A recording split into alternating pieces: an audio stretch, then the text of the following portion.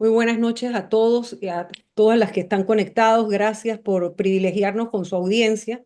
En la noche de hoy, este conversatorio o este intercambio en el que vamos a escuchar a un expositor de lujo, diría yo, va a durar 45 minutos la exposición. Luego tendremos otro periodo de preguntas y respuestas por unos 45 minutos más, tratando de que ninguna pregunta, por favor, se exceda de los 3 minutos para darle la oportunidad a la mayor cantidad de participar. Y la compañera Juana Camargo me va a estar ayudando con las preguntas que ustedes hagan en el chat. Habrá algunos que levanten la mano directo. Aquí también está donde están las formas de reaccionar, la posibilidad de levantar la manito y pues ahí lo vemos y le vamos dando la palabra. Entonces, a mí me complace muchísimo presentarles en la noche de hoy a nuestro expositor, que es Rodrigo Noriega, quien es egresado de la Facultad de Derecho y Ciencias Políticas de la Universidad de Panamá y fue becado para estudiar una maestría y un doctorado en Derecho Internacional en la prestigiosísima Universidad de Yale en los Estados Unidos. El doctor Rodrigo Noriega también ha trabajado en el Ministerio de Relaciones Exteriores y ha sido reportero, editor ejecutivo y editor de opinión del diario La Prensa de Panamá. También ha prestado sus servicios en las naciones, en el sistema de Naciones Unidas, y actualmente funge como analista del diario La Prensa. En el año 2007 fue cofundador del Centro de Incidencia Ambiental de Panamá. Muy buenas noches, Rodrigo. Para nosotros es un gusto tenerte aquí y eres dueño de la sala. Tienes la palabra. Muchas gracias, Ana Matilde. De verdad, me privilegia escucharte y que estés acá y me siento sumamente honrado de participar nuevamente en este foro. Eh, Creo que se ha hablado bastante de los memorandos de entendimiento, los MDE, por favor usen las siglas en español, no las MOU. Pero es importante entender esos documentos como parte de un proceso histórico-político, ubicado en un espacio-tiempo muy específico, que es la relación política de poder entre Panamá y los Estados Unidos. Esta noche les voy a presentar mi hipótesis histórica política, que básicamente dice que desde que recuperamos la democracia, entre comillas y con asteriscos y notas de pie de página, en 1989, la, el gobierno de Estados Unidos ha hecho todos los esfuerzos posibles por garantizarse presencia militar en Panamá. Y que para que aumente su injerencia, su presencia, su actividad militar en Panamá, ha requerido como contraparte la remilitarización de los estamentos de seguridad pública de Panamá. Repito, en otras palabras, no puede haber militarización extranjera si no hay una militarización nacional que la acompañe y que la facilite. Veamos un poquito esta historia. Como se ha mencionado recientemente por los propios funcionarios de Estados Unidos, de la Embajada de Estados Unidos en Panamá, de 1990 hasta la fecha se han firmado 23 memorandos, acuerdos o cambios de notas diplomáticas en temas de seguridad. Algunos son relativamente inofensivos, son temas de cooperación con la DEA, con el FBI, con el Servicio de Impuestos, son temas de facilitación de intercambio de técnicas de investigación, de asesorías, cosas así. Pero hay algunos otros eh, memorandos, convenios, acuerdos, canjes de notas que tienen otro carácter, que son de los que voy a hablar a continuación. En 1991 se firma el acuerdo Arias Calderón Hinton. Dean Hinton era el embajador de Estados Unidos en Panamá después de la invasión y Ricardo Arias Calderón era el primer vicepresidente y ministro de Gobierno de Justicia. Para que entendamos esta relación aquí, el Ministerio de Gobierno de Justicia hasta el año 2010 era el encargado de todo el aparato de seguridad nacional operativa. Había en la presidencia de la República, sigue habiendo un Consejo de Seguridad Pública, que son los que pinchan los teléfonos y hacen todas las bravuras esas. Pero en la parte operativa de la policía, etcétera, lo llevaba adelante el Ministerio de Gobierno y Justicia. El diseño institucional que impuso la democracia cristiana, que era la que representaba a Ricardo Arias Calderón, era el de una fuerza pública compuesta por 5 organismos distintos y separados.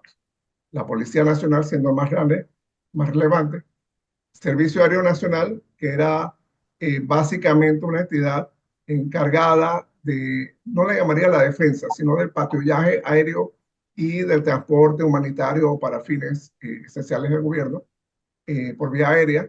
El Servicio Marítimo Nacional, que era nuevamente el equivalente marítimo, se dedicaba al patrullaje, al rescate de personas perdidas o de embarcaciones eh, que tuvieran un daño, así como el tema de la pesca ilegal y por supuesto el tema del narcotráfico.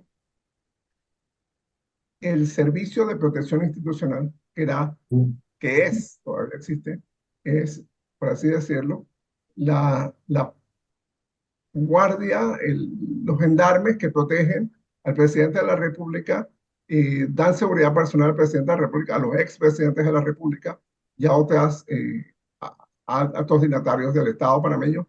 Y originalmente se presumía que también de las embajadas y misiones internacionales, aunque esa función después la asumió la policía.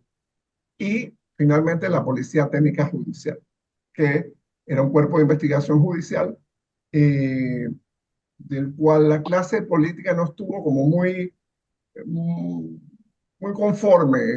A lo largo de 2 décadas, la Policía Técnica Judicial fue rebotando del Ministerio Público a la Corte Suprema. A veces no era adecuadamente utilizado y no se contaba agentes de la PTJ, Policía Técnica Judicial, haciéndole mandados a funcionarios del Ministerio Público o manejando autos como choferes, en fin, que no era su función.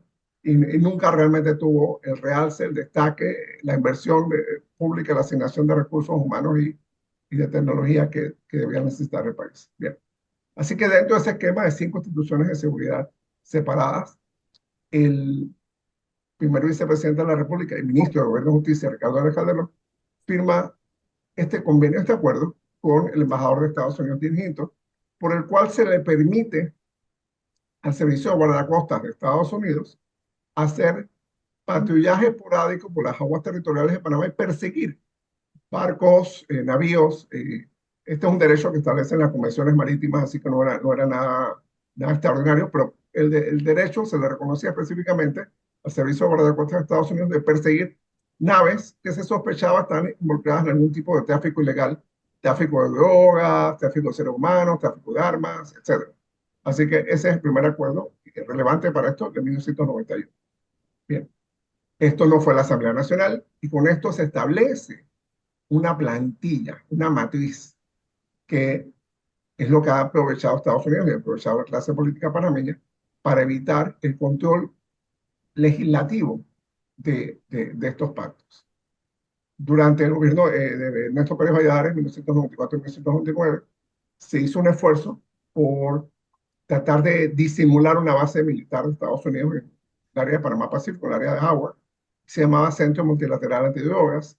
Se buscó el respaldo de distintos países de América Latina, México, Colombia, Perú, Venezuela, Ecuador, Chile, etcétera, que iban a tener una representación nominal en la base de Howard y era supuestamente para coordinar la persecución del narcotráfico, para ayuda humanitaria. Y Estados Unidos insistía en una categoría que se llamaba otras misiones, other missions, que obviamente era lo que le daba su naturaleza esencial, es una base de proyección de poder militar en la región. Eh, Fue una de las razones, no la única, pero fue una de las razones por la cual el proyecto fue rechazado. El 31 de diciembre de 1999 se retira el último soldado de Estados Unidos acantonado oficialmente al territorio panameño. En el 2001, apenas un año y pico después, se firman unos canjes de notas diplomáticas entre la Embajada de Estados Unidos y el Ministerio de Relaciones Exteriores de esa época, que dirigía José Miguel Alemán, por el cual se le da cierto reconocimiento, cierto estatus tímidamente a cierta presencia intermitente militar de Estados Unidos, porque ya se planeaban, sobre texto de la defensa del canal, las famosas maniobras Panamax, que son unas maniobras aeronavales en las cuales las fuerzas navales de Estados Unidos o las de Panamá y varios otros países de América Latina, incluso alguna costa europea, a veces ha estado aquí el Reino Unido y muy constantemente ha estado Francia, hacen ejercicios navales de distintas supuestas amenazas para el canal. Las supuestas amenazas son las que están de moda. Eh, Originalmente, pues era una amenaza de tipo indefinido, después pusieron amenazas de carteles de narcotráfico, otras veces fueron amenazas de movimientos de levantamientos civiles en Panamá, otras veces fueron amenazas, más recientemente fueron amenazas de China, en fin. Algún día de estos, la Panamax será para prevenirnos, prepararnos contra una invasión extraterrestre o algo así. Eh, Así que para facilitar la tarea de la Panamax, de las Panamax, se firmaron estos cambios de notas en el 2001. En el mismo 2002, el año de la Panamax, de las Panamax, se firma el acuerdo Salas-Becker. Aníbal Salas, ministro de Gobierno y Justicia del gobierno de Mireya Moscoso, y el encargado de negocios de la Embajada de Estados Unidos, Frederick Becker, firman este acuerdo por el cual se expande las atribuciones que tenía el Servicio de Guardacostas y otras fuerzas aeronavales de Estados Unidos en materia de patrullaje.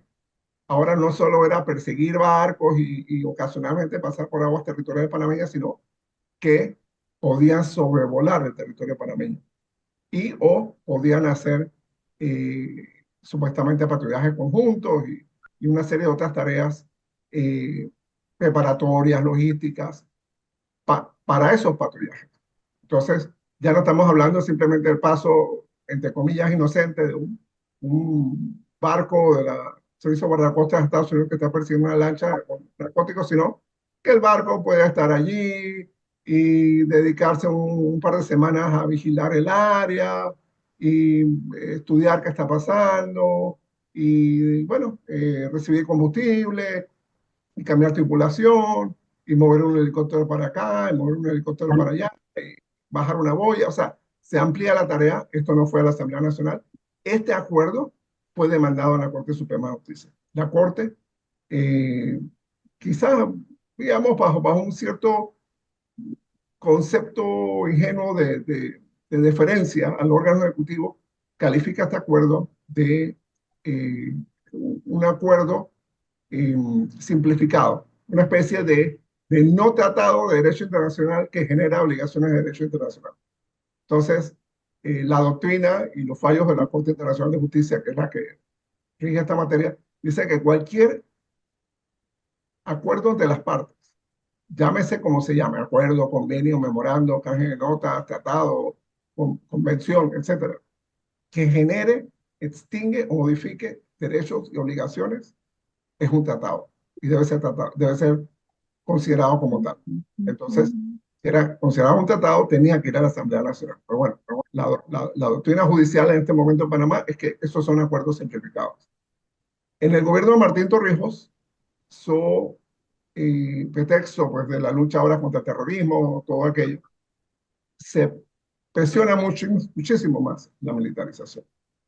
La Policía Técnica Judicial pasa a la de IJ en el año 2007. En el año 2003, perdón, en 3 de febrero, no, el decreto ley 3 de febrero del 2008 convierte a la Dirección Nacional de Migración en el Servicio Nacional de Migración y queda también como un régimen y una disciplina cuasi y castrense. En ese mismo año, el 20 de agosto, el decreto de ley 7 del 20 de agosto, unifica el Servicio Aéreo Nacional y el Servicio Marítimo Nacional en el SENAN, Servicio Nacional Aeronaval, y el decreto ley 8 del 20 de agosto de 2008 crea el Servicio Nacional de Fronteras. Le arranca un pedazo a la Policía Nacional más otra gente que se puede incorporar. En el gobierno el señor Ricardo Martinelli, 2009-2014, empiezan a ocurrir ciertas cosas. Eh, la Constitución prohíbe que haya un comando unificado de todos estos cuerpos de seguridad. Bueno, allí en la práctica se empezó a crear este tipo de comandos. Recordemos la represión en Changuinola, en la que la policía, el SENAL, el SENAFRON, incluso el SPI participaron. Recordemos que siendo ministro de Gobierno de Justicia, el luego ministro de Seguridad Pública, el primer ministro de Seguridad Pública fue José Raúl Molino. En el año 2010 se crea ese ministerio. Se interrumpieron las comunicaciones en el área oriental de Chiriquí, el área de San Félix, Toledo, etc. Se ordenó interrumpir las comunicaciones de forma inconstitucional. Las compañías telefónicas tuvieron que parar las telecomunicaciones celulares, el internet, etcétera, por órdenes del ministro de Seguridad. Así que se fue acelerando esa militarización. En el gobierno de Juan Carlos Varela se crean formalmente las llamadas fuerzas de tareas conjuntas. Lo que en el gobierno de Martinelli se hacía de forma de hecho, en el gobierno de Varela se le da una forma legal, por la cual se forman estas entidades, le empiezan a poner estos nombres así, digamos, impresionantes, cargados de testosterona, la Fuerza de Tarea Alfa, la Fuerza de Tarea Águila, la Fuerza de Tarea Halcón, tal y cual. Y se usan, en papel se usan para tareas de orden público, de reforzar la vigilancia y operaciones de control y prevención de criminalidad que debía hacer la Policía Nacional, pero en áreas desbordadas, como Colón, Panamá Este, San Miguelito, etc. Entonces, en esa fuerza de tareas conjuntas participa la Policía Nacional, participa el Senado, participa el Senafron e incluso participa el SPI, prohibido por la Constitución.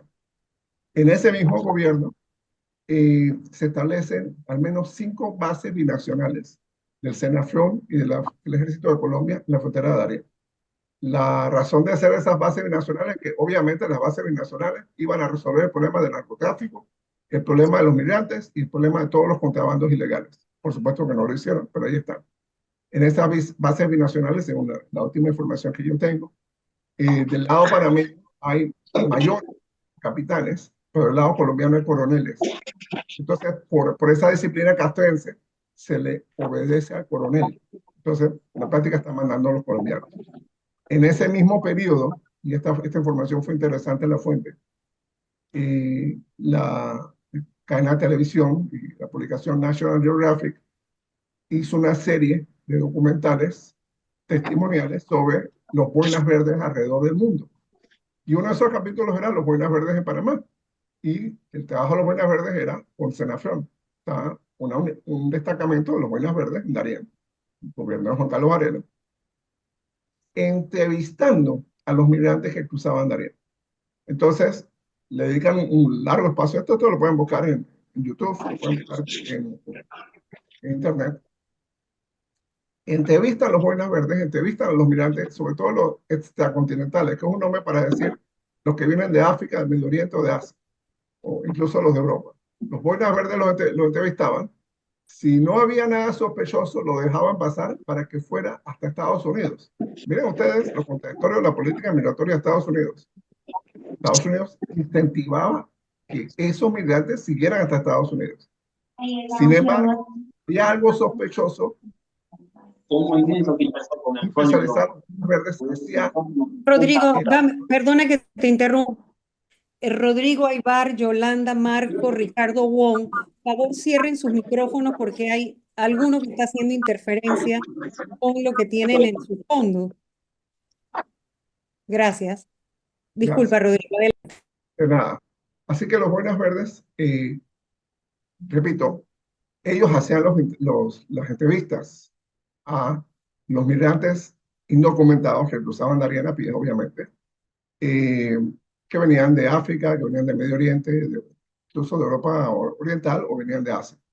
Si el migrante no era sospechoso, lo dejaban que siguiera su ruta hacia Estados Unidos. O sea, había una política activa del gobierno de Estados Unidos de promover la migración hacia su país.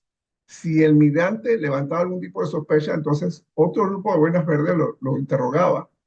Y si el interrogatorio era, digamos, feliz para el migrante, lo dejaban ir para Estados Unidos. Si no era feliz, la cámara corta. y pasa a demostrar el dominio lingüístico de los boinas verdes en distintos idiomas en África. O sea, no nos cuenta qué pasa con ese migrante que era sospechoso de otra cosa.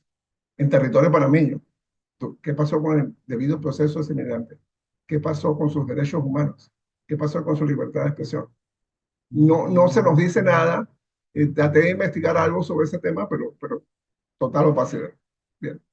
Saliendo Varela, el 28 de junio de 2019, se firma un acuerdo que parece una cosa burocrática. El ministro de Seguridad, Jonathan Rosario, y el secretario de Defensa de Estados Unidos, firman un acuerdo. Este es el primer gobierno de Trump, recuerden. Firman un acuerdo que se llama AXA. En inglés es Acquisition and Cross Services Agreement. En español sería un acuerdo para compras y servicios entre servicios, entre entidades armadas. En ese acuerdo se unifican, se homologan los criterios de compras, de manejo de inventario, de armamento, etcétera, etcétera, etcétera, entre el secretario de Defensa de Estados Unidos y el ministro de Seguridad Pública, en particular con referencia a CENAFRON y a CENAR. Es decir, para los efectos prácticos, CENAR y CENAFRON están homologados a las prácticas, a los parámetros del Departamento de Defensa desde el año 2019. En el año 2022, gobierno Laurentino Cortizo, el 15 de septiembre del 2022, el ministro consejero de Estados Unidos, en ese momento Stuart Tuttle, perdón, había un ministro consejero, no había embajador, un funcionario de rango inferior de la Embajada de Estados Unidos, cuyas iniciales eran TGW, T de Tomás, E de Gato, W de Walter. Bien. Y aparentemente el director de Asuntos Jurídicos Internacionales y Tratados del Ministerio de Relaciones Exteriores, porque un abogado se llama Otto Escartín, firman un canje de notas diplomáticas. Este canje es importantísimo por dos razones. En el canje, Estados Unidos le pide a Panamá, quiero que le des un blindaje, una inmunidad a mis soldados, a mis Fuerzas Armadas en Panamá, aunque estén allí temporalmente o por cualquier naturaleza estén en Panamá, y a los contratistas y el personal auxiliar de esas Fuerzas Armadas. Okay. Dentro del concepto de las inmunidades, de los privilegios, se incluye el que puedan ir uniformados y llevar su arma. Incluso cuando están manejando hacia los sitios donde deben estar o lo que sea. Fue ese canje el que permitió lo que ustedes vieron al principio de año, que había soldados de Estados Unidos uniformados en hoteles de la capital. Fue ese canje. Bien. Ese canje es lo que se llama en la doctrina un SOFA, un Status of Forces Agreement, un acuerdo de estado de las fuerzas. Básicamente, esto es lo más legislativo que tiene que ir a la Asamblea Nacional, porque estamos reconociéndole inmunidad jurídica a fuerzas extranjeras, que no están en Panamá como embajadores, ni como agregados culturales, ni como personal diplomático. Le estamos dando inmunidades, incluso le estamos dando inmunidad contra jurisdicción. Es decir, un soldado de Estados Unidos, lo van a una M-18, va y mata a un panameño, no lo puede juzgar el Estado panameño. Un marín de Estados Unidos manejando un carro, se tomó una cerveza de más, atropelló a un panameño, no lo puede juzgar el Estado panameño. Y así sucesivamente. Entonces, ese marco jurídico se estableció entre el 15 y el 20 de septiembre del 2020. Y luego llegamos a los MDE de este año. Son dos. En realidad se firman tres documentos. La declaración conjunta, que es un mamotreto, que en realidad la declaración conjunta es más un documento de intenciones.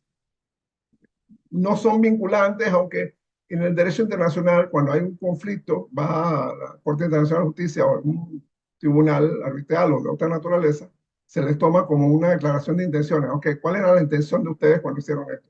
Y mirar ese tipo de documentos. Pero la declaración conjunta, para que lo tengamos claro, hay unas metidas de pata del lado panameño gravísimas. ¿Por qué?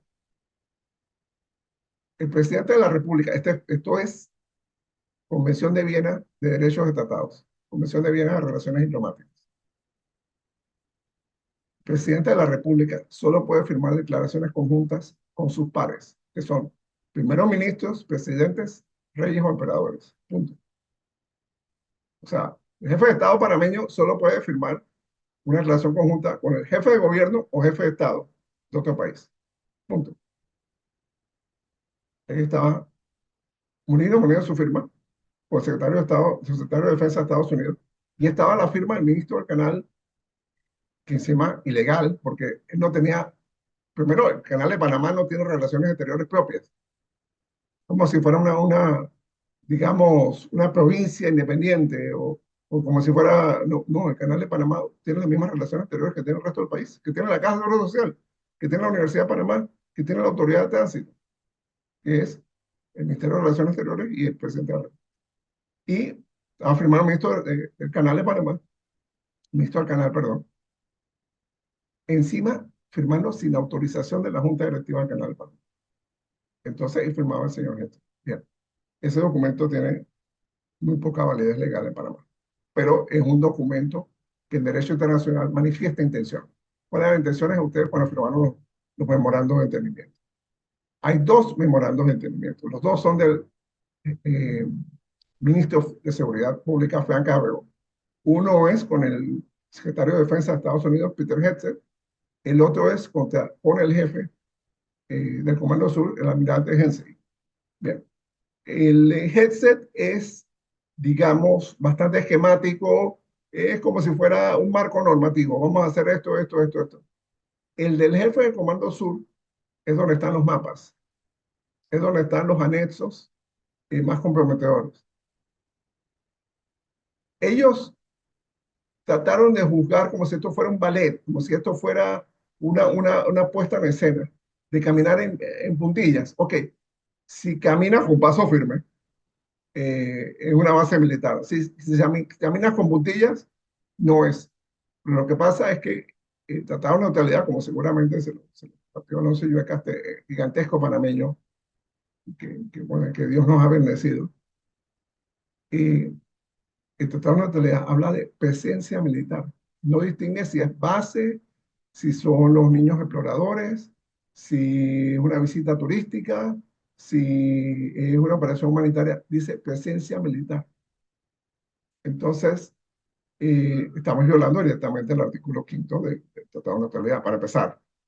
De paso, estamos violando la Constitución, porque la Constitución dice, artículo 325, que cualquier acuerdo, convenio, tratado, etcétera, que firme el Ejecutivo sobre la seguridad del canal, estoy emitiendo otros temas, o de las áreas contiguas al canal, tiene que pasar a la Asamblea Nacional y tiene que ir al referéndum popular.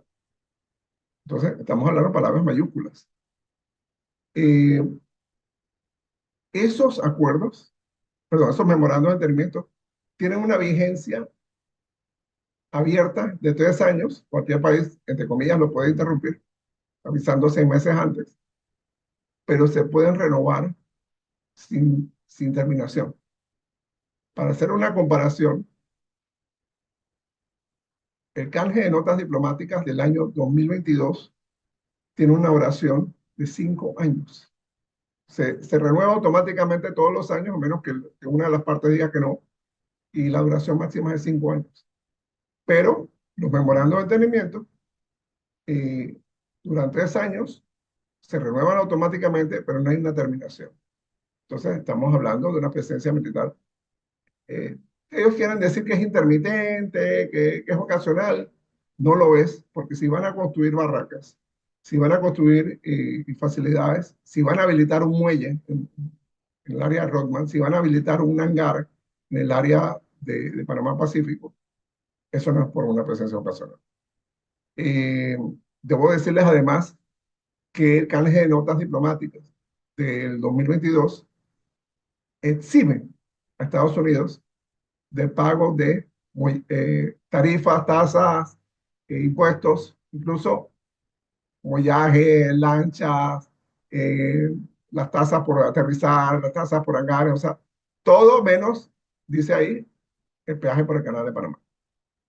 O sea, ellos estaban conscientes de hacia dónde iban, de hacia dónde iban. Entonces, lo que les he querido exponer es que desde 1991 Estados Unidos ha estado poniendo pieza tras pieza tras pieza de rompecabezas. Pacientemente, bueno, no conseguimos la base en 1998 con el CMA, vamos a ver cómo lo conseguimos de otra forma. Fueron poniendo pieza tras pieza tras pieza para armar rompecabezas. Entonces tenemos dos memorandos de entendimiento que son ilegales, son inconstitucionales y violan la letra y el espíritu del artículo 5 del Tratado de Neutralidad que prohíbe la presencia militar después del 31 de diciembre de 1999 en Panamá. Se agarran, y debo explicar esto, se agarran de lo que se llama la enmienda NUNN, N-U-N-N. Sam Nunn era un senador estadounidense por el estado de Georgia. Y cuando estaban votando el tratado, la reserva de Conchini no es legal. Bueno, se lo vuelven a mencionar, diga, eso no es legal ni en el derecho de Estados Unidos ni en el derecho internacional. La enmienda, recuerden que eran dos tratados. Se vota el primer tratado y ahí es cuando viene de Conchini, Denis de Conchini, senador de Arizona, republicano, mete su gol. Cuando los demócratas se dan cuenta que el señor metió el gol que dice que Estados Unidos tenía el derecho de intervenir unilateralmente en cualquier momento en defensa del canal. Eso, primero que todo, viola la Carta de las Naciones Unidas, porque la Carta de las Naciones Unidas dice que está prohibido el derecho de agresión de un país a otro. Artículo 2 de la Carta de las Naciones Unidas. Entonces, los demócratas en el Senado, que eran en ese momento mayoría, pasan una enmienda que se llama la enmienda George, con la que matan la reserva de Conchini. Esa enmienda George dice, nada de estos tratados se debe entender como el derecho unilateral de Estados Unidos a intervenir en Panamá. Cuando Bush invade Panamá en 1989, ni siquiera mencionó la reserva de Conchini. Ni siquiera la mencionó. El presidente republicano invadiendo Panamá, ni siquiera, o sea, se dan cuenta que no había respaldo legal. Vamos a invocar la reserva de Conchini. Ni siquiera la invocaron. Hablaron de la amenaza a un estadounidense, la amenaza al canal, que el narcotráfico, que el general Noriega no les devolvía la llamada, lo que sea. Entonces, la reserva de Conchini está muerta. Murió en 16 de marzo de 1978. Murió en el Senado de Estados Unidos cuando se aprobó la enmienda George. Bien. Como se aprobó la enmienda George, los republicanos van y arman de nuevo otra cosa. Oye, ¿qué podemos decir? Bueno, dale, pues vamos a aprobar la enmienda Nunn. Y Sam Nunn, del estado de Georgia, presenta su enmienda y dice, nada en este tratado impide que las partes se pongan de acuerdo después del 31 de diciembre de 1999 para establecer bases militares, presencia militar, etcétera, en el territorio de Panamá. Esa es una cláusula de libertad contractual. En otras palabras, no se necesitaba esa cláusula. Bien. Entonces, nos dicen que los dos memorandos de entendimiento se derivan de esa cláusula, de esa enmienda no. Enmienda no, que debo decir que Panamá aceptó cuando hubo el canje de notas con Jimmy Carter y Omar Torrijos en el 78. Pero es una cláusula de libertad contractual. Punto. Nada impide que los dos países, ¿de acuerdo a qué? De acuerdo a sus procedimientos constitucionales. ¿Cuál es el procedimiento constitucional de Panamá? Uno, que el Ejecutivo lo presente al Legislativo para que el Legislativo lo apruebe. Y segundo, como se trata de un tema de defensa o seguridad del canal o sus áreas contiguas, debe ir a referéndum popular. Procedimientos constitucionales. Procedimiento constitucional de Panamá para aprobar ese memorando de entendimiento está en el artículo 325. Así que esos dos memorandos, yo espero que la Corte Suprema de Justicia esta vez los tumbe por inconstitucional. Viola el artículo 325 de la Constitución Política de Panamá. Viola muchos más. El artículo 2, separación de poderes. El artículo 4, cumplimiento del derecho internacional. Oye, no estamos cumpliendo el Tratado del Canal. El artículo 18, los funcionarios públicos solo pueden hacer aquello que la ley le permite. La ley tratado no les permite hacer eso. El artículo 159, numeral 3, potestades de la Asamblea Nacional, aprobar o improbar los tratados que el órgano ejecutivo les remite. Artículo 184, numeral 9 de la Constitución, presentar a la Asamblea Nacional para su ratificación los tratados que el órgano ejecutivo haya cerrado. O sea, artículo 290 de la Constitución. Ningún Estado extranjero podrá tener dominio sobre parte del territorio panameño, excepto para embajadas o misiones internacionales. Artículo 310 de la Constitución. La República de Panamá no tendrá ejército, ni tendrá un comando unificado de sus servicios de policía, bla, bla, bla, bla. Y el artículo 325 que obliga a que esto sea aprobado en la Asamblea Nacional y que vaya a referéndum. Por lo menos en mi libro son 8. Graciela Edson dice que son más, pero en mi libro son 8. Entonces, ¿qué significa ese arco histórico? Desde 1991, con el acuerdo Arias Calderón-Hinton, hasta los memorandos de entendimiento de Salvador Mulino. Uno, Estados Unidos ha querido recuperar, garantizar, facilitar, obtener presencia militar en Panamá, de una forma u otra. Dos, para que esa presencia militar se dé en Estados Unidos, se ha militarizado la seguridad pública panameña, lo que significa que la seguridad pública panameña se ha empeorado, por cierto. Se ha militarizado la seguridad pública panameña. Y tres, para que ese aumento de la presencia militar de Estados Unidos se haya dado en Panamá desde 1991 hasta acá, se ha debilitado, se ha atacado, se ha desmoronado parte de nuestra democracia, parte de nuestra estructura constitucional. ¿Por qué? Porque se ha ignorado al órgano legislativo. Y en el caso de estos memorandos de entendimiento, se ha ignorado al legislativo y se ha ignorado la voluntad popular. Entonces, estamos hablando de que a mayor militarización extranjera, mayor militarización interna. Y a mayor militarización interna, menos democracia. Y para que esas dos cosas se sostengan en el tiempo, va a haber cada vez menos democracia, menos soberanía. Soberanía política, soberanía económica. Ustedes vieron lo que pasó, entre comillas, nos obligaron a hacer con China. Y por supuesto soberanía popular, que es la democracia. Entonces, esa básicamente es la hipótesis histórica que les estoy presentando en el día de hoy. Agradezco, no sé, los comentarios, sus críticas, sus preguntas o observaciones. Muchísimas gracias a ti, Rodrigo, por esta extraordinaria cronología que has hecho de los distintos acuerdos, canjes, documentos intercambiados entre la República de Panamá y sus distintos mandatarios a través del tiempo, y cómo desde la perspectiva constitucional e internacional podemos nosotros comprender lo que se está firmando. En este momento abrimos el periodo de preguntas o comentarios, por favor, que no pasen de 3 minutos. A las 8:30 debemos terminar esta sesión. Así que veo aquí 2 preguntas ya en el chat. Quien quiera levantar la mano, pues también en orden iremos tratando de irles dando la palabra. Tenemos a Ricardo Wong, que pregunta que si todos estos acuerdos tienen tiempos definidos, Rodrigo, o si son indefinidos. Bien, esa es una excelente pregunta, Ricardo. Saludos. El acuerdo Salas-Becker derogó el acuerdo Arias Calderón-Hinton, porque lo sustituyó. Ok, el acuerdo Salas-Becker está vigente. El canje de notas diplomáticas del 2022 tiene un término de 5 años. Se renueva automáticamente todos los años. ¿Se acuerdan del contrato de Panama Ports? Más o menos lo mismo, se renueva automáticamente todos los años, pero ese dura máximo 5 años. Los memorandos de entendimiento duran 3 años, renovables sin finalización. No hay término. Nadie dice, durarán 3 años hasta el año 2030, o durarán 3 años por 9 años. No, nada de eso.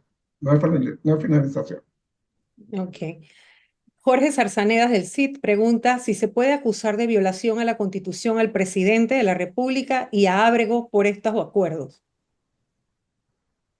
Hola, don Jorge, que Dios lo bendiga. No, la Constitución establece que por aquellos actos en los que participa el presidente de la República y el ministro, responde el ministro. En este caso, el ministro Frank Gabriel.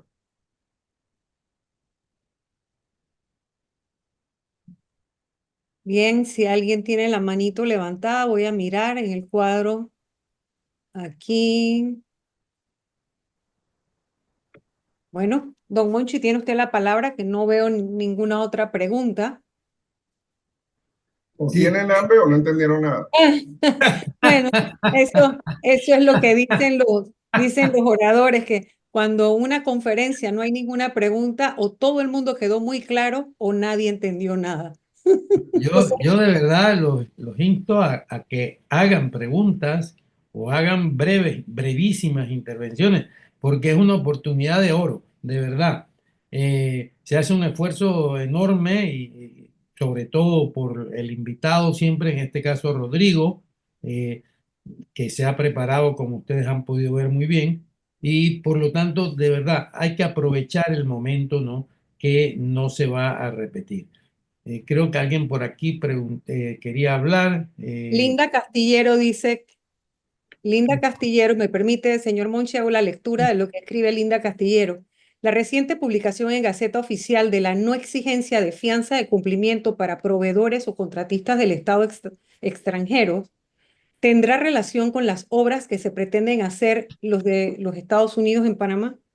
Sí, sí, claro.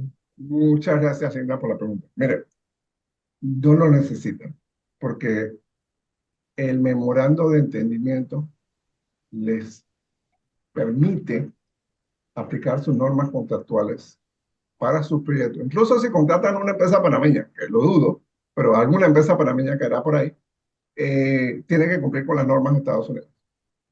Entonces dígame si eso no es un tratado, por favor. Ya. Tenemos ahora sí las manitos levantadas. Está Leonor Calderón, luego seguiría Rodrigo Aybar. A ver si veo otra aquí. Por lo pronto tenemos a Leonor Calderón y luego a Rodrigo Aybar. Adelante, Leonor. Gracias, Ana Matilde. Rodrigo, muchísimas gracias. Y también a Monchi por promover este espacio.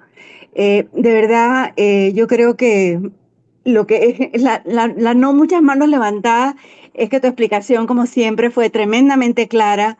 Sobre todo, me pareció sumamente didáctica la manera como nos fuiste colocando en todos estos acuerdos y documentos que se han ido firmando a lo largo de los años y cómo a pesar de que queda claramente establecida la realidad de cómo los Estados Unidos ha ido preparando y ganando terreno, aún así no hay nada que justifique la gravedad del último memorándum de entendimiento.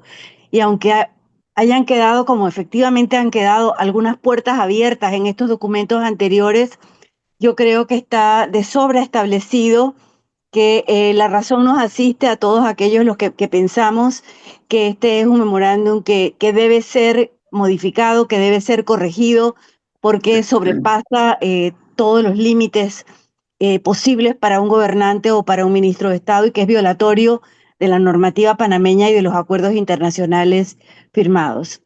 Mi pregunta para ti y para los demás presentes aquí es, ¿qué acciones adicionales crees tú que se puedan tomar? Porque el presidente, bueno, no tenemos que repetir aquí lo que todos sabemos, ¿verdad? La constante invalidación de opiniones serias, de opiniones correctas que han tratado de expresar, que son permanentemente invalidadas por el señor presidente. Se han dado pasos inéditos en la sociedad para demostrar el acuerdo ante esta situación y sin embargo no hay una escucha ni parece haber la intención de que eso varíe. ¿Qué piensan ustedes que debe ser el paso siguiente para poder realmente corregir la actual situación? Gracias. Gracias. Yo, antes de caer en esa pregunta, en esa respuesta, pero quería remarcar algo. Una de las cosas que dijo el presidente José Raúl Molino Quintero hace unos meses fue que en esta materia él no iba a buscar compañeros. Creo Así que es. Creo que todos y todas lo escucharon. Bien. Para buscarle un asilo territorial al señor Martinelli, sí buscó compañeros, porque no fue solo Colombia con quien habló, hablaron con otros países latinoamericanos. Entonces, para eso sí, para asuntos de la élite, sí buscaron compañeros para buscarle al señor un plácido sitio para su asilo territorial a cambio de concesiones que le hemos hecho a Colombia que todavía no tenemos claridad cuál es su alcance. Entonces, para el tema de interés de la élite, sí hay compañeros y sí se buscan compañeros, no importa de qué ideología sean, no importa que antes olían mal, ahora huelen muy bien, pero para defender los intereses de la patria no hay compañeros, no hay intereses. No. Hubo ofrecimientos de todas partes del mundo, de países democráticos de todas partes del mundo, ojo, no los aceptaron. Entonces, esto que estamos haciendo aquí es importantísimo y hay que repetirlo N cantidad de veces. Y cuenten conmigo. Hay que repetirlo N cantidad de veces, porque tenemos que informar a la población. A la población le han llenado la cabeza de mentiras. Entonces, y están promoviendo una impotencia aprendida. No, la gente tiene que estar informada. Dos, los procesos que hay en la Corte Suprema hay que acompañarlos. Próximamente, en unos días, yo me comprometo a avisar a Monchi y a Ana Matilde, bueno, ya la Corte establezca la fecha, va a haber 10 días para que cualquier persona haga sus comentarios sobre estos procesos, sobre estas demandas, se los presenta a la Corte Suprema de Justicia. Creo que los que estamos aquí tenemos suficiente cerebro y lo que es más importante es suficiente corazón y suficiente patriotismo para presentar un buen documento de comentarios a la Corte Suprema sobre este tema.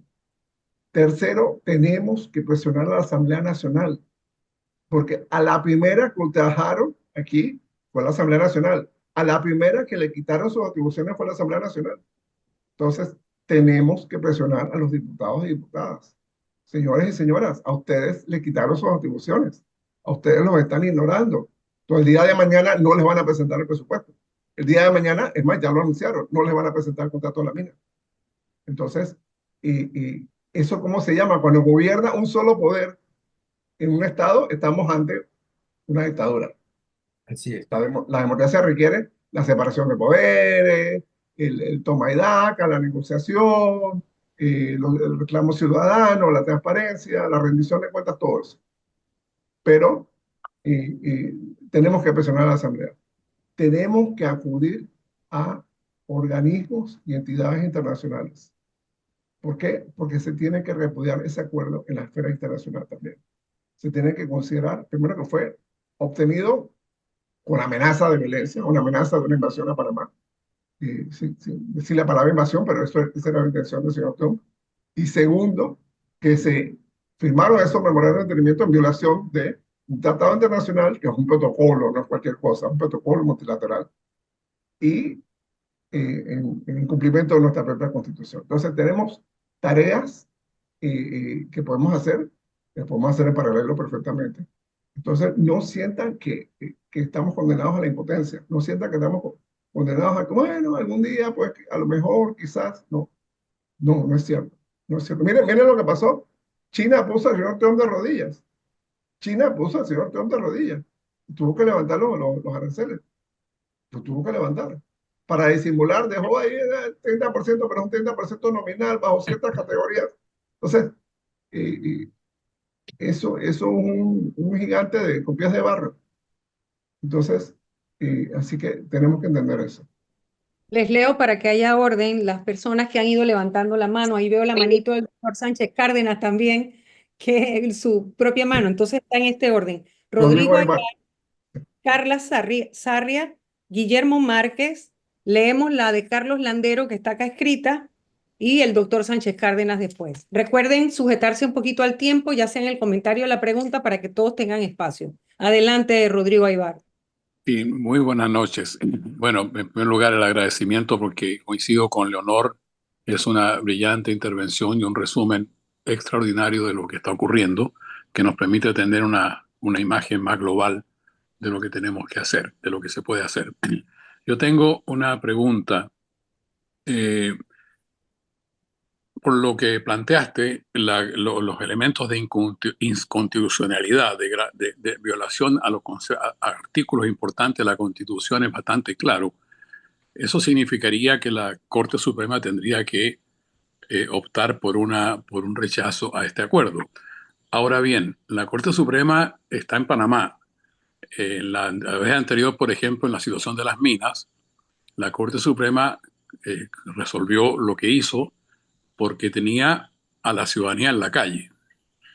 En estos momentos, curiosamente, coincido, hay un debilitamiento de los Estados Unidos, porque coincido con el tema de China, coincido que hay movilizaciones muy grandes dentro de los Estados Unidos, que eso es un gigante con pies de barro, estoy de acuerdo, pero en tu descripción analizas muy bien el tema constante de la militarización norteamericana que ha ido aumentando la militarización en Panamá. Tenemos un presidente que fue ministro de Seguridad y que tiene mecanismos de sutil represión, porque hay represión en las redes, porque hay amedrentamiento y hay un debilitamiento de la respuesta nacional frente al tema de la soberanía. Entonces, ¿qué más se puede hacer? Porque un tema es lo que está en la Corte. El asunto de los diputados está claro. Internacionalmente, ¿cómo se puede hacer? Porque aquí tenemos la situación absurda que el propio gobierno fue el que estuvo de acuerdo firmó semejante memorándum de entendimiento. Entonces, ¿cómo podemos, desde el punto de vista de la sociedad civil, qué organismos podemos tocar para ir creando un ambiente internacional de denuncia de estos acuerdos? Eso por un lado, y si tú piensas que realmente la Corte Suprema va a rechazar, tiene elementos suficientes como para rechazar este acuerdo o no. O sea, si es claro eso como para que incluso no habiendo una movilización importante adentro, se vean obligados a tener que rechazar estos acuerdos. Entonces sería la pregunta, en relación a la Corte Suprema, si es posible que eso ocurra realmente, y dos, ¿qué mecanismos puede haber a nivel internacional desde el punto de vista de la sociedad civil? Porque desde el punto de vista del gobierno, por ahora no hay nada que permita consultar, denunciar y comenzar a abrir un espacio de debate internacional frente a estos acuerdos firmados a espaldas de la nación, de la sociedad panameña, del Parlamento y de la gente. Gracias, Tocayo, por la pregunta que es sumamente relevante. Primero voy a hacer una aclaración histórica. La Corte Suprema de Justicia de Panamá falló 2 veces de forma unánime, 9 personas, 2 diferentes composiciones de esas 9 personas, para declarar el contrato minero anterior inconstitucional. Lo hicieron el 21 de diciembre del 2017 y lo volvieron a hacer, creo que era el 12 de junio, por ahí, del 2021. O sea, y ahí no hubo protestas, no hubo paros, no hubo bloqueos. 2 decisiones unánimes de 9 magistrados y magistradas de la Corte Suprema de Justicia, en 2 ocasiones distintas, declarar inconstitucional el contrato. ¿Qué fue lo que pasó el 27 de noviembre del 2023? Que la Corte abrevió sus tiempos. Se declaró en sesión permanente para decidir ese solo caso, de la forma más robusta posible, para decir ya, no vamos a ver más este tipo de casos. Lamentablemente, pues la clase política y la clase empresarial insisten. Pero lo único que cambió fue la velocidad, la celeridad con la que decidieron. Pero las decisiones anteriores estaban claritas. Ellos no iban a cambiar su línea. Así que tengo esperanza con eso. Segundo, ¿qué organismos internacionales? Hay varios. Existe una relatoría de Naciones Unidas para los temas de la paz. Y esto es una violación de todas las normas de la paz. A nadie le interesa militarizar América Latina. Más o menos tenemos una paz regional más o menos tranquila. No hay nadie invadiendo a nadie, no hay nadie. Sí, hombre, está el problema de los narcotráficos, hay problemas de organizaciones irregulares, etcétera, pero no hay las amenazas a la paz regional que existían hace 25, 30, 40 años, que incluso los países se invadían por un juego de fútbol. No existe esa amenaza. Entonces, ese sería un foro interesante. Tenemos foros regionales, la OEA, la CELAC, y donde también se puede presentar esto como parte de un espacio de sociedad civil. Entonces, no nos consideremos como civiles desarmados en este momento, porque estamos armados con la verdad y estamos armados con el derecho nacional y el derecho internacional. Muchísimas gracias. Carla. Hola, buenas noches. Yo quedé súper clara con la explicación doctor Noriega. La verdad es que muy completa. Y las dos preguntas que iban a hacer se las acaban de hacer. Entonces, pero quería una acerca de la corte. Yo vi que ya van 3 demandas. Las 3 demandas tienen sobre similitudes, se van a acumular, las van a ver por separado. Y usted que lee todo y todo lo lee, ¿cuál usted cree que lleva chance? Para ver cuál es la que está mejor hecha o más posibilidades tiene de dar un Ok, resultado positivo. muchas gracias, Carla. Mira, gracias, Carla. Yo solo he leído una de las 3 demandas. Tengo entendido que una es un amparo y las otras 2 son demandas de inconstitucionalidad, que son cosas distintas. Y hay una demanda que metió Silvio Guerra y Juan Ramón Sevillano esta semana, que es de nulidad, una demanda de ilegalidad. O sea, eso está la tercera solamente. Así que en ese universo, yo pienso que sí, pienso que hay muchas probabilidades.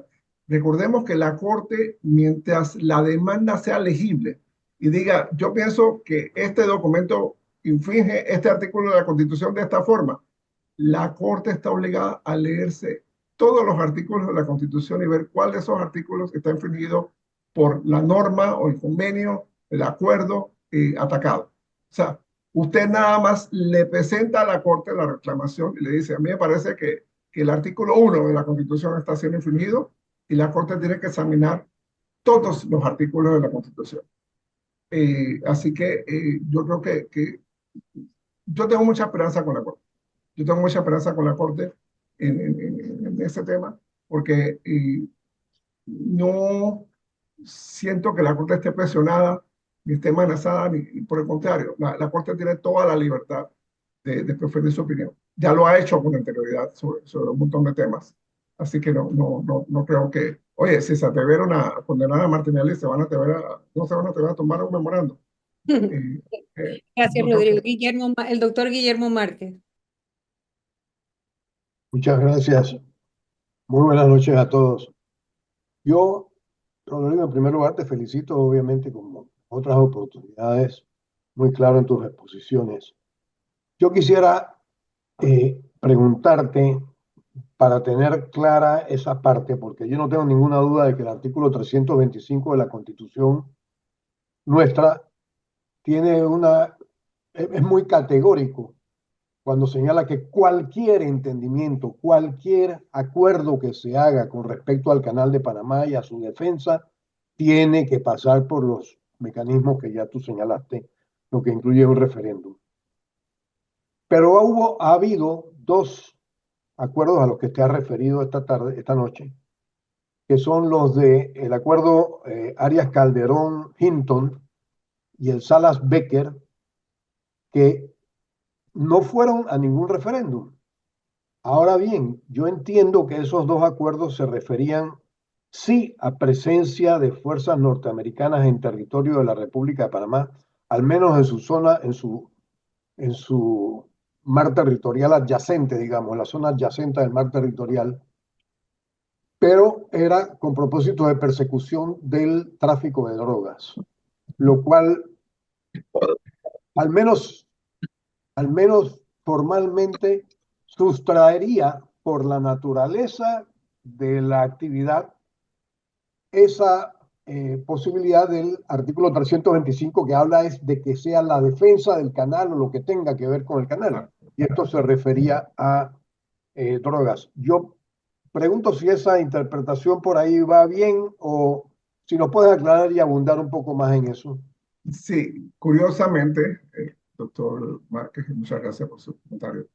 Curiosamente, ambos acuerdos, el Arias Calderón-Hinton y el Salas-Becker, mencionan la Convención de Naciones Unidas de Psicotrópicos y Tráfico Ilícito de Drogas.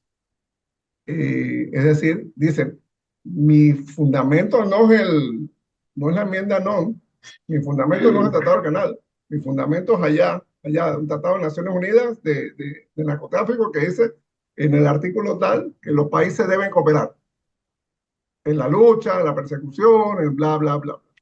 Entonces, ellos se cuidaron del aparataje jurídico, del escudo jurídico, del blindaje jurídico, para justificar, oye, tiene todo el sentido del mundo, un navío de guardacosta de Estados Unidos está persiguiendo un submarino colombiano lleno de cocaína, y si no lo puedes seguir, ese submarino se hunde de 50, 100, 200 metros y ya no lo vas a ver, ya no lo vas a ver.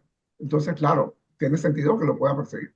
O tiene sentido que, bueno, los satélites de ellos vieron, mira, va a salir un embarque de Venezuela, pues vamos a esperarlos en Panamá. Vamos a sorprenderlos acá porque por acá es que vienen. Más o menos tiene cierto sentido dentro de ese parámetro. Lo que no tenía sentido era que eso no fuera la Asamblea. Pero bueno, la Corte dijo básicamente en ese momento sobre el Salas Becker. Tengo que explicar algo, pero voy a hablar sobre Salas Becker.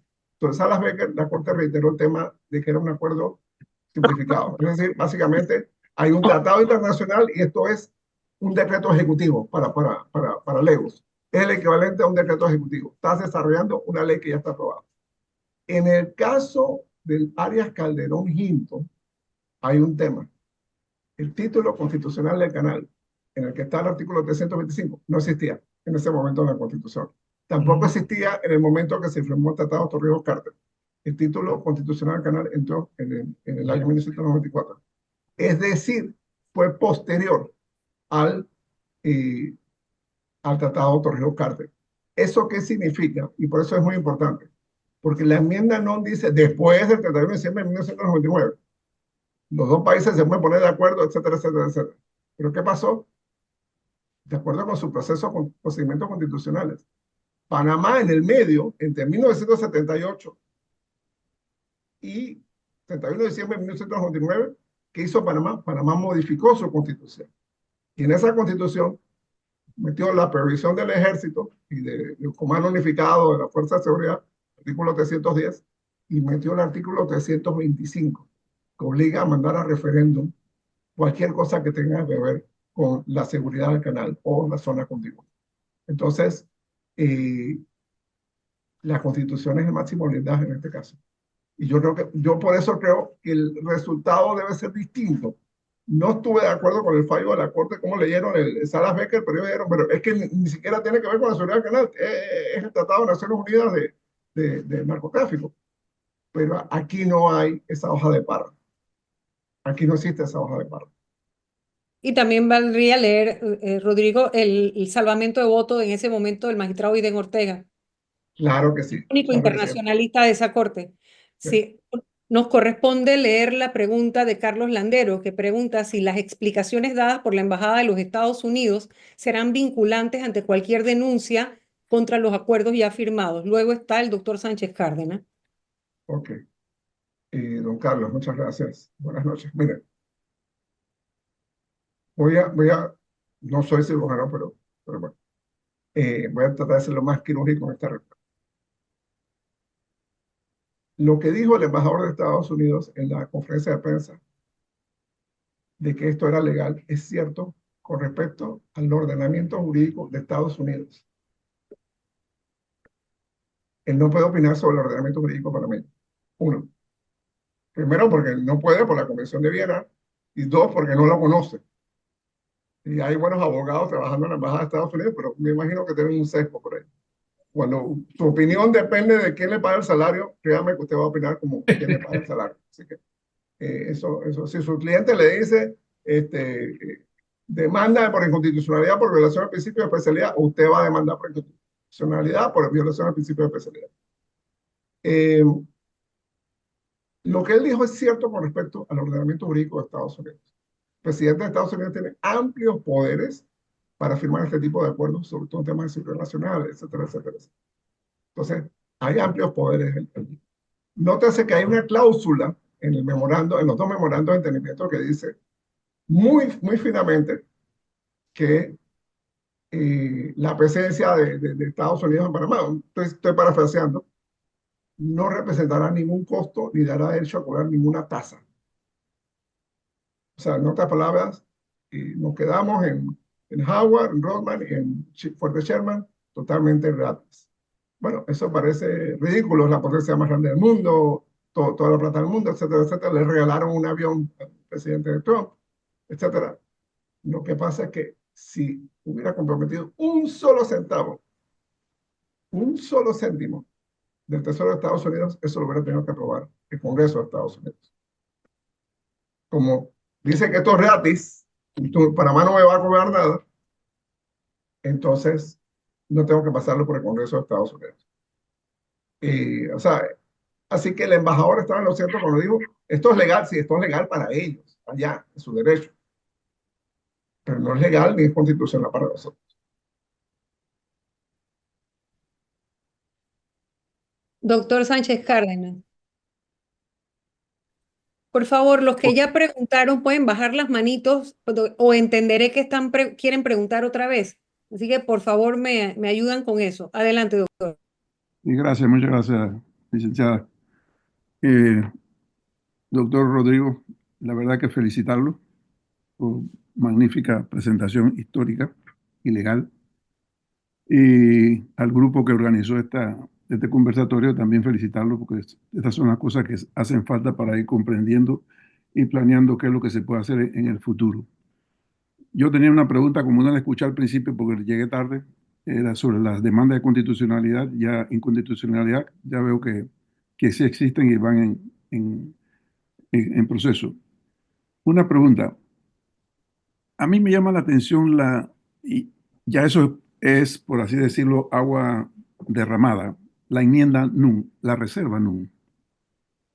Eh, Acabo de salir de una reunión donde había otro grupo conversando sobre estos temas y una de las personas dijo que una reserva entre dos partes de un mismo tratado como que no tiene objeto, ¿verdad? Que la reserva normalmente se hace cuando hay múltiples participantes, por ejemplo, una resolución de las Naciones Unidas, pero que entre dos partes hacer una reserva como que desdice o deja sin efecto el tratado en sí. Esa es una pregunta que yo quería hacerle, doctor. Y la otra ya es una opinión la que le voy a pedir. Eh, yo he luchado en este país durante muchos años, igual que muchos de ustedes, por la situación que se logró a partir del año 2000. Y yo nunca me imaginé que yo iba a tener que volver a vivir otra vez lo que estamos viviendo en estos momentos de volver a empezar una lucha por la soberanía de este país.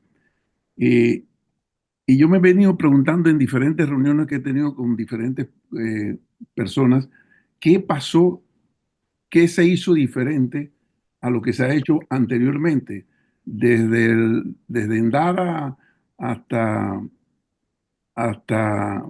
podemos decir, hasta Juan Carlos Varela, todos los ejecutivos, los presidentes han tenido lo que se llama un juego de cintura con respecto a las relaciones con los Estados Unidos, que definitivamente es un país muy poderoso con el cual tenemos una relación muy, muy íntima, por así llamarlo, y que han venido presionando desde aquellos tiempos, después del 2000, para tener algún tipo de presencia militar en nuestro país.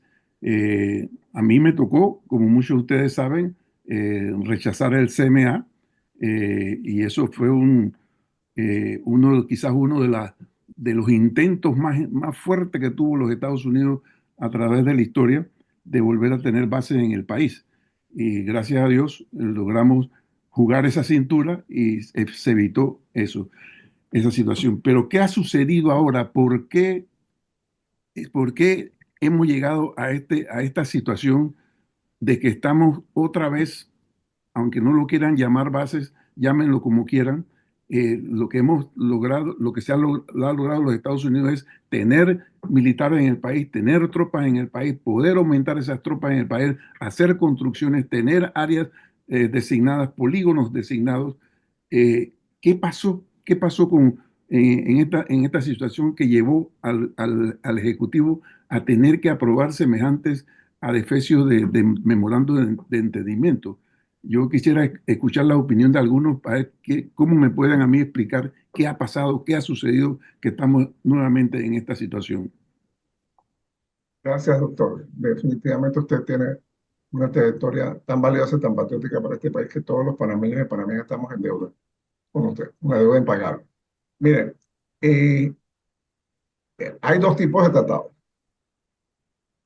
Los tratados bilaterales y los tratados multilaterales. Bien. Vamos a ponerlo más simple. Usted firma un contrato con una persona y quiere que esa persona trabaje para usted, le pinta la casa. Y el contrato tiene 9 cláusulas. Y las 8 primeras son el color de la casa, cómo la puede pintar, cómo debe pintar, dónde debe limpiar, etcétera, cómo se debe presentar, etcétera, etcétera. Y la 9ª es que usted le va a pagar los 15 y los 30. Le va a pagar la suma de cuatro. Entonces, después que firman los dos, usted viene y pone una reserva y dice, bueno, respecto a la 9ª cláusula, yo quiero decir que yo me reservo el derecho de pagar con ellos, yo lo considero. O sea, básicamente, en un acuerdo bilateral, las reservas no tienen sentido. Las reservas son solo para acuerdos multilaterales correctamente. ¿Por qué se llaman enmiendas? Recordemos, la reserva de Conchini no tiene validez jurídica ni en Estados Unidos ni para el derecho internacional. Panamá nunca la aceptó. Panamá nunca aceptó la reserva de Conchini. Así que, como es un tratado internacional, la otra parte tiene que hacer. Como son leyes aprobadas por el Senado de Estados Unidos, el Senado puede meterle enmiendas, porque es una ley de ellos. Lo que ellos están votando, los tratados lo aprueban ellos como ley, igual que acá. Pero la Constitución de aquí dice que la Asamblea no le puede tocar ni un pelo a un tratado. Allá sí. Allá el Senado puede meterse con los tratados, que es una cosa loca. Bien. Como es una ley de ellos, del Senado de Estados Unidos, entonces ellos meten 2 enmiendas. La enmienda Church, que anula la reserva de Conchini, dice, nada en este tratado se entiende como el derecho unilateral de Estados Unidos intervenir en Panamá. La enmienda Church. Esta fue de los demócratas. Y los republicanos entonces vinieron con la enmienda no, diciendo, bueno, después del 31 de diciembre, los dos países pueden acordar perfectamente nuevas bases militares en Panamá, materia de seguridad para el canal de Panamá, etcétera, de acuerdo con sus procedimientos constitucionales. Hasta ahí. Cuando le mandan el tratado aprobado por el Senado de Estados Unidos a Panamá, Panamá acepta la enmienda no. Eso lo manda Jimmy Carter y Omar Torrijos lo aceptó. Perfecto. No, yo lo acepto como lo votó el Senado de Estados Unidos, porque si no había que devolverlo y hacer otra votación, y no había seguridad de que hubiera los votos. Claro. Ok. Se acepta eso. En el interín, entre 1978 y 1999, Panamá cambió su constitución. Y lo que decía la enmienda no, de acuerdo con los procedimientos constitucionales de cada país, el procedimiento constitucional de Panamá no lo permite. Bien. Hasta ahí la respuesta jurídica. Ahora, la respuesta sociológica, porque esto es un tema sociológico. Hace más o menos 10, 11 años, un poquito más, 12 años, eliminaron la materia de relaciones de Panamá con Estados Unidos. Yo pienso. Ellos dicen que está allí, que está disimulada en la historia de Panamá, en el tercer trimestre, los muchachos están poniéndose la toga, se están probando la ropa para el baile de graduación. Bueno, allí, en ese tercer trimestre, cuando no hay huelga, por supuesto, cuando no hay paro, cuando la educación es virtual, allí se da historia de relaciones de Panamá con Estados Unidos. Eso es una burla. Bueno, yo tengo sobrinos que no saben nada de esto, porque no lo dieron.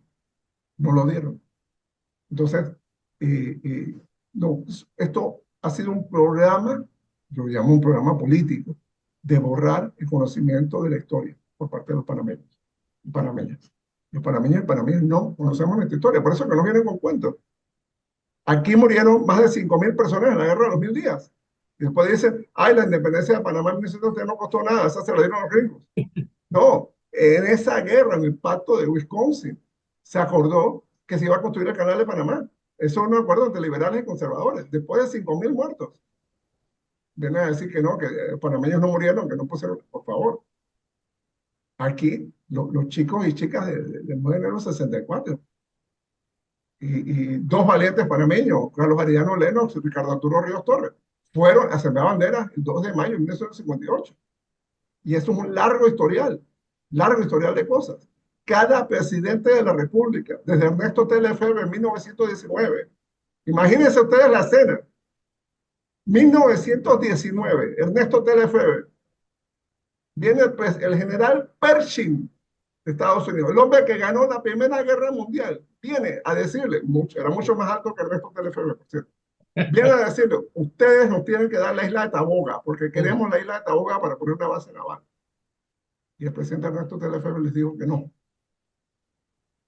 Y después el presidente Arnoldo Arias, en 1936, negoció con el presidente Franklin Delano Roosevelt. Lo trajo a Panamá, lo invitó a Panamá para que entendiera la situación. Y, bueno, lo que tiene la mayoría son muy jóvenes para acordarse de esto, pero hasta 1962, para cruzar de un lado a otro, de aquí, de la ciudad de Panamá a Reján, se necesitaba un ferry. Ferry Thatcher se llamaba. Bueno, cuando los panameños llegaban a hacer la fila para entrar al ferry, entraban de último, después del último auto de Estados Unidos, aunque ese auto hubiera llegado 2 horas después que el panameño. ¿Y qué hizo el presidente Arnoldo Arias? Le dijo al presidente Franklin Delano Roosevelt, te voy a llevar, pero tú vienes en mi auto. Y cuando Franklin Delano Roosevelt vio que todos los carros de todo el mundo van pasando por delante del carro donde está el presidente de Panamá y el presidente de Estados Unidos, y pues, pero tú, ¿por qué no vas? Porque este carro tiene placa de Panamá. Y como tiene placa de Panamá, tiene que ir de último. Y en ese momento, Franklin Delano Roosevelt entendió la injusticia que era el Tratado de 1903. Y le quitó un montón de cosas al Tratado de 1903. Y así sucesivamente. Ernesto de la Guardia, las fiestas, la celebración del 5 de noviembre en Colón, perdóname la expresión a las damas que están presentes aquí, era una bacanal auspiciada por la Marina de Estados Unidos. Los almirantes se llevaban a los presidentes y a los ministros, por supuesto todos hombres, se los llevaban a Colón y después que los emborrachaban en whisky va, bueno, ahí estaban las prostitutas y tengoleras y cabareteras. Y esa era la celebración del 5 de noviembre. Y el presidente Ernesto de la Guardia le dijo que no al Comando Sur, al gobernador de la zona, que así no era como se celebraba el 5 de noviembre para mí. Y el presidente Roberto Chiari rompió relaciones diplomáticas con Estados Unidos. Primer líder latinoamericano que hizo eso. Bueno, sabemos todo lo que hizo Martorell. Y cada uno de los mandatarios de este país, desde 1919, había aumentado un poquito o un pocotón la soberanía del país hasta que llegamos a José Ramón Molino. Incluso el mismo Ramón, claro. Entonces, ¿qué pasó allí? Bueno, José Ramón Molino es más, pero Estados Unidos, el presidente más derecha que hemos tenido, pero también hay un entorno, hay un ecosistema en que se ha alimentado la baja autoestima de los panameños y la ignorancia de los panameños y panameñas sobre su propia historia, sobre su propia cultura, sobre cómo se consiguió ese canal. Ese canal no fue un regalo. Ese canal llevó mucha sangre, mucho dolor, mucho sufrimiento. Pero eso no se dice, eso no se cuenta. Bueno, estamos a 8 minutos de concluir y tengo todavía pendiente leer 2 preguntas que están en el chat y la mano levantada de Edgardo Víquez. Así que vamos rápidamente con las preguntas. Te voy a leer las 2, Rodrigo, en la pantalla para que las contestes a la vez, una y la otra, y luego ya le damos la última pregunta a Edgardo Víquez. A ver, pregunta Ricardo Wong que si habría posibilidad de una acción en los Estados Unidos por la violación del Tratado de Neutralidad. Y Ani Pérez de Troitiño pregunta que si la Corte Suprema de nosotros, por supuesto, declara los acuerdos violatorios, ¿qué procede entonces? Ok, rapidito, Ricardo. No, Panamá no puede hacer ninguna acción en Estados Unidos porque eso es legal. Lo que ellos firmaron es legal de acuerdo con la ley de Estados Unidos. Así que ellos no violaron ninguna ley de Estados Unidos. Ellos procuraron cumplir con todas las leyes, pero de su país. Si la Corte Suprema de Justicia declara inconstitucional los memorandos dejan de existir. ¿A qué va a pasar la consecuencia política? No sé. Ese comentario poco elegante del embajador Cabrera, que creo que este es su primer empleo, de decir que las visas no son un derecho, sino un privilegio, yo pensé que ese era un comentario hacia la Corte Suprema de Justicia. A lo mejor pienso mal, pero yo creo que no te equivocas. La gente se ponga bien los pantalones y la falda. ¿Sabes qué? Estos memorandos son inconstitucionales y se anulan. Listo, Edgardo Víquez, tu pregunta final. Sí, buenas noches. básicamente son dos comentarios. Felicitaciones, Rodrigo, ha sido bastante claro en la disertación.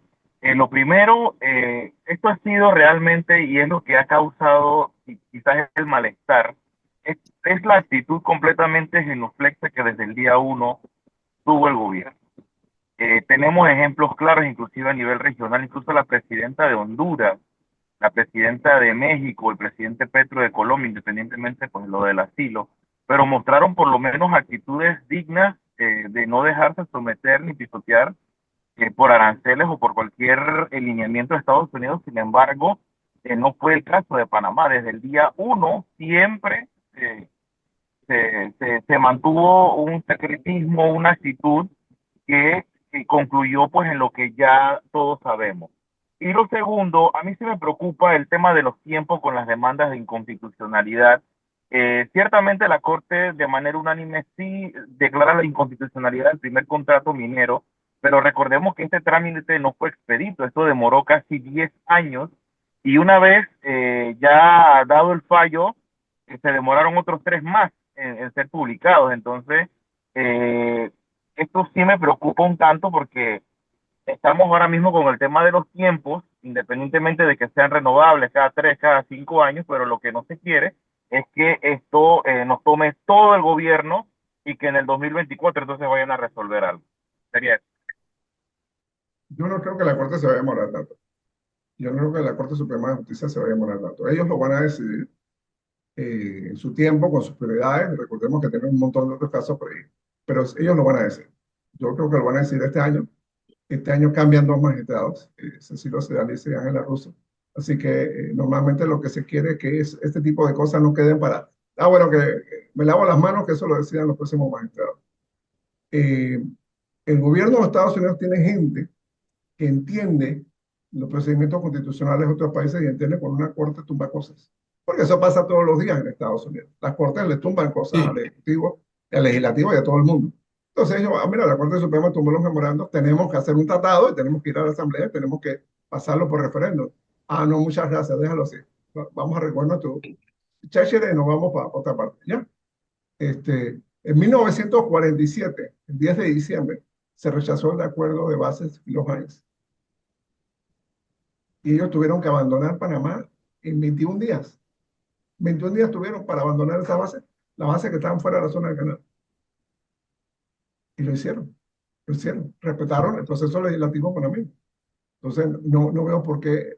Sí, Donald Trump es un beabocón, pero mira cómo ha sido con China, con México, con Canadá. O sea, a la hora que se enfrenta con instituciones, cede. El problema es que aquí a Panamá le ofrecieron, algunas de las personas que usted mencionó, algunos de los jefes de Estado, la Unión Europea le dijo a Panamá, lo que necesites, cuenta con nosotros. Si te amenazan con quitarte el dólar, te vamos a dar nuestra moneda, te vamos a dar lo que necesites. Panamá le tiró la puerta a la Unión Europea. La semana pasada, el jueves pasado, el canciller Javier Martínez Hacha insultó a los embajadores de la Unión Europea. Le dijo que discriminaban a Panamá por las listas. ¿Listas por qué? Porque Panamá no tiene lo suficiente para luchar con el blanqueo de capitales. Es decir, si le conseguimos el asilo territorial a un blanqueador de capitales, entonces no me digan que no tenemos que estar en la lista, por favor. Así que sí, ese es un tema. Falta mucho honor en el gobierno Mulino. Una gente debió renunciar, es decir, me sabe que yo no aguanto esto, yo renuncio, pero no sé. Pero no hay dignidad. Bueno, quedan un minuto para concluir y es del señor Monchi para cerrar. Carla está pidiendo hacer un comentario. Queda en decisión suya, señor Stowe. No sé, hemos llegado al final del tiempo que hemos dado.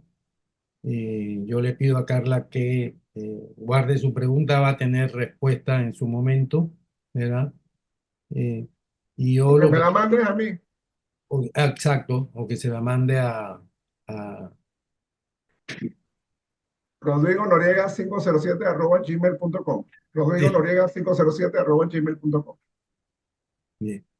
Yo lo único que quiero es dar gracias a Rodrigo por recordarnos que el memorándum de entendimiento borró 97 años de historia de lucha además. eh, de una historia a través de la cual se construyó la nacionalidad panameña. Hay que decir las cosas así. Se construyó el Estado panameño. Nos definió como nación y como país esos 97 años. La firma de los tratados Torrijos-Carter y la devolución el 31 de diciembre del 2000 fue casi como la refundación de la República. Una república entonces, a partir de entonces, soberana y dueña de lo que creíamos era nuestro destino. Eso se borró con la firma, esos 97 años de lucha se borraron con la firma de ese memorándum. Lamentablemente, esta situación nos toma ahora, y no voy a profundizar en ello, en una crisis nacional de enormes dimensiones, sobre la que habrá que actuar también, porque incluso ya hay amenazas tan graves como la suspensión de garantías constitucionales, que las ha hecho el doctor Arturo Hoyos, padre de uno de los viceministros de este gobierno, y por lo tanto es muy difícil pensar que él ha actuado sin que nadie, independientemente, sin que nadie supiera en el gobierno que iba a hacer esa amenaza, porque es una amenaza, ¿verdad? Y una amenaza que debe haber sido consultada antes de lanzarla.